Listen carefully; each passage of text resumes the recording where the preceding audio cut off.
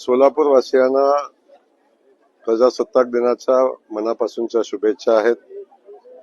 आणि सोलापूर शहरामध्ये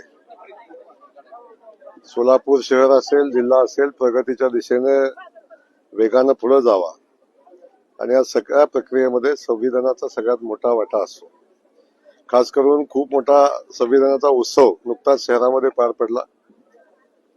प्रचंड उत्साहाने शहरातल्या जनतेनं, मतदार बांधवांनी त्यामध्ये भागही घेतला आणि शहराच्या विकासासाठी जी लोकशाही प्रणालीमध्ये जी निवडणुकीची प्रक्रिया असते ती पार पडली। शहरानं पुढील 5 वर्षासाठी शहराची सेवा करण्यासाठी 102 लोकप्रतिनिधींना निवडून दिले। त्याही लोकप्रतिनिधींना मी मनापासून शुभेच्छा देतो। त्यांच्या हातून सर्वोत्तम या शहराची सेवा घडावी अशा पद्धतीच्या भावना व्यक्त करतो।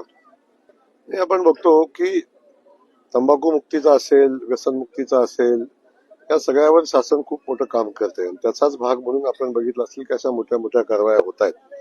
खास करून आज साताऱ्यात झालेली कारवाई त्याचं प्रतीक आहे।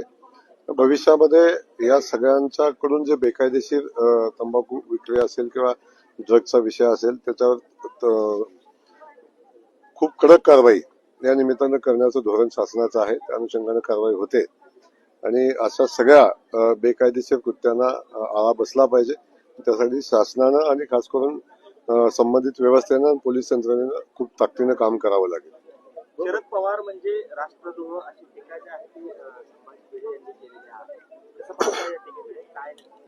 नाही, मला या संदर्भातली माहिती नाही। मी माहिती घेऊन आपल्याला या संदर्भात बोलेन।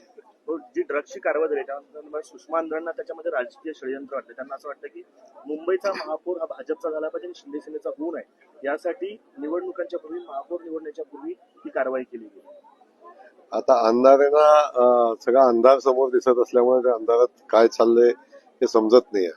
आता प्रक्रिया लोकांच्या भावना समजून घेतल्या पाहिजेत। लोक कोणासोबत आहेत हे समजून घेतलं पाहिजे आणि किमान आता लोकांनी दिलेल्या जन आधाराचा आधार स्वीकार केला पाहिजे। आपण सगळ्यांनी पाहिलं की सातत्यानं निवडणूक झाली पाहिजे, लोकप्रतिनिधी निवडून आले पाहिजेत, अशा पद्धतीची भावना व्यक्त केल्या। त्यानंतर अनेक वेळा व्यक्त केलं की लोकांच्या जनभावनेचा आदर केला जात नाही, लोकांच्या मताचा आदर केला जात नाही। आता लोकांनी मतदानाची प्रक्रियाही पार पाडली आणि त्याच्यामध्ये आता लोकांनी निर्णय दिलेला आहे, तेव्हा त्याचा आदर केला पाहिजे। जर सुषमाताई लोकशाही मानत असतील, भारतीय राज्यघटना डॉक्टर बाबासाहेब आंबेडकरांची मानत असतील, तर त्या या सगळ्या घटना स्वीकारतील, निकाल स्वीकारतील आणि आता जी परिस्थिती मुंबई समोर आणि राज्यातल्या सगळ्या शहरांच्या समोर आणि राज्यासमोर आलेली आहे ते सगळे स्वीकारतील। हो, फक्त सोलापूर आणि तिरुपती विमानसेवा पुन्हा एकदा सोलापुरात चर्चा सुरू झालेली आहे, काय सांगा? लवकरच सोलापूरची तिरुपतीची विमानसेवा चालू होण्यासंदर्भातले प्रयत्न चालू आहेत आणि त्यामध्ये लवकरच यश येईल अशा पद्धतीची परिस्थिती आहे। आम्ही सगळेजण सोलापूरची विमानसेवा चालू होण्यासाठी, तिरुपतीला चालू होण्यासाठी प्रयत्न करतोय।